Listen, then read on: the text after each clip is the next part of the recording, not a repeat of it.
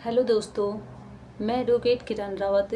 और आज ये वीडियो बहुत ही स्पेशल होने वाला है, खासकर उनके लिए जो कि कोर्ट मैरिज करना चाहते हैं या कोर्ट मैरिज करने का प्लान कर रखे हैं, या फिर ये जानना चाहते हैं कि कोर्ट मैरिज में क्या डॉक्यूमेंट्स लगते हैं, कि उसकी एज प्रूफ क्या होनी चाहिए, कितनी क्या फ़ीस होती है। जो भी आपके कोर्ट मैरिज या लव मैरिज से रिलेटेड जो भी क्वेश्चन आपके मन में, आज इस वीडियो में उन सभी क्वेश्चनों का जवाब आपको मिल जाएगा। तो अगर आपने इस वीडियो को लाइक नहीं किया तो लाइक कीजिए और चैनल को सब्सक्राइब करना मत भूलिए। तो देखिए, अगर आप कोर्ट मैरिज करने का प्लान बना रहे हैं या फिर फ्यूचर में आप करना चाहते हैं, तो उसकी क्या प्रोसीजर रहेगी और उसकी क्या फ़ीस रहेगी, क्या क्या डॉक्यूमेंट्स लगते हैं, क्या प्रॉब्लम्स आती है, उस प्रॉब्लम का क्या सॉल्यूशन होगा, ये सभी आज इस वीडियो में हम आपको बताएंगे।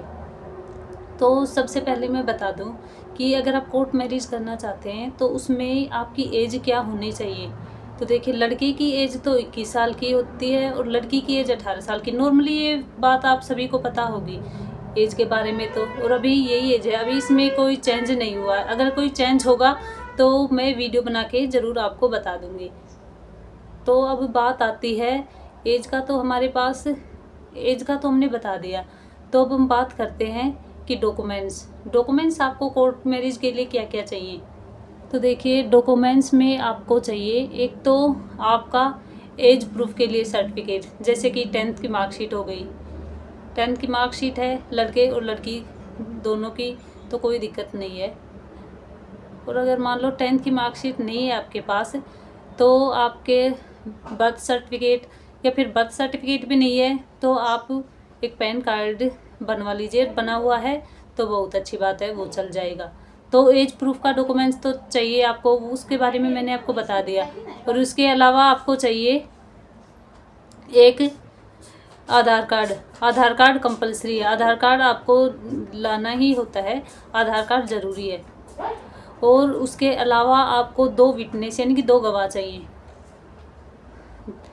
2 तो आईडी और 2 गवाह। और आपकी जो पासपोर्ट साइज़ की फ़ोटो हैं वो चाहिए, जैसे 2 4 कितनी भी चाहिए होती है वो चाहिए होंगी आपको कोर्ट मैरिज के लिए। तो सिर्फ आपको यही चाहिए, चाहे आप इंटर रिलीजन शादी करना चाहते हैं, इंटरकास्ट कुछ भी चाहिए करवाना चाहते हैं, तो कैसी भी यानी कि मैरिज करना चाहते हैं, तो ये आईडी आपको लाना ज़रूरी ही है।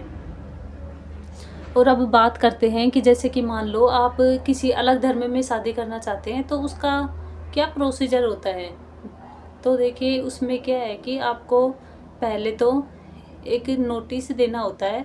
जैसे भी आप कोर्ट मैरिज करवाने के लिए जाएंगे तो आपको नोटिस आपसे भरवाए जाएंगे और वो नोटिस आपके घर वालों को देना होता है। ये आपको आपका एडवोकेट बता देगा कि नोटिस कैसे क्या देने हैं, पहुंचाने हैं या फिर नहीं पहुंचाने, या फिर उनका क्या करना है वो आपको बता देंगे। और एक जो रजिस्ट्रार ऑफिस होता है, एक नोटिस उसके बाहर लगाना होता है कि जैसे कि मान लो किसी को भी इस शादी से दिक्कत होती है तो वो आके अपनी दिक्कत बताएं।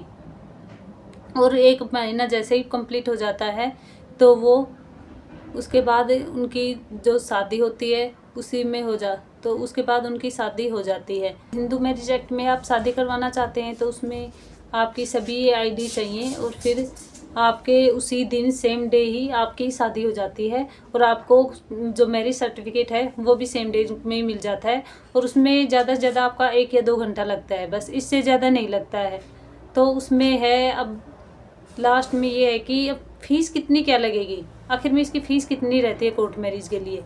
तो देखिए, जो कोर्ट मैरिज की फ़ीस है वो फिक्स नहीं होती है। एक तो है कि आप किस टाइप की क्या शादी करवाना चाहते हैं। जैसे कि एक है आर्य समाज में होती है शादी, पर आर्य समाज में क्या है कि वो एक प्राइवेट संस्था मानी जाती है। तो उसमें है कि जैसे वो शादी है उसको इतना लीगल माना नहीं जाता है। कई बार क्या है कि जब उसके जो मैरिज सर्टिफिकेट होता है ना उसको कैंसिल भी कर देते हैं और वो शादी नहीं मानी जाती। तो इसमें क्या है, जो आपका खर्चा है, आपने शादी करवाई, उसका पूरा खर्चा आपका बर्बाद जाएगा, यानी कि वेस्ट जाएगा।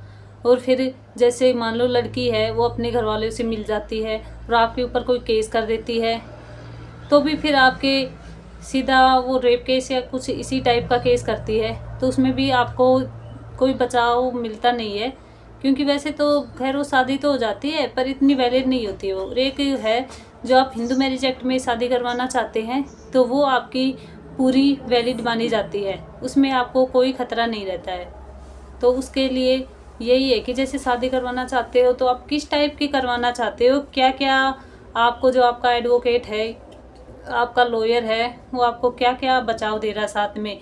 अगर आपको अपने घर वालों से, लड़की के घर वालों से, लड़के के घर वालों से भी कोई खतरा है तो क्या उसमें भी आपको कोई जो हेल्प कर रहा है, उसमें भी आपको कोई लीगल सहायता दे रहा है, क्या पुलिस प्रोटेक्शन भी दे रहा है, और आपकी इसके अलावा और क्या क्या आपकी जो प्रॉब्लम्स हैं वो सॉल्व कर रहा है।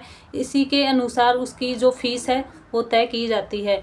अगर आप भी कोई भी कोर्ट मैरिज से रिलेटेड कोई क्वेश्चन करना चाहते हैं तो मेरी स्क्रीन पे दिए गए नंबरों पर आप कॉल या फिर व्हाट्सएप मैसेज कर सकते हैं और मुझसे पूछ सकते हैं। अगर कुछ और भी आपको कोई डाउट हो तो आप कमेंट सेक्शन में जाके कमेंट कर सकते हैं और मैं आपके कमेंट्स का रिप्लाई ज़रूर दूंगी अगर आपका कमेंट वैलिड लगा तो थैंक्स फॉर वाचिंग।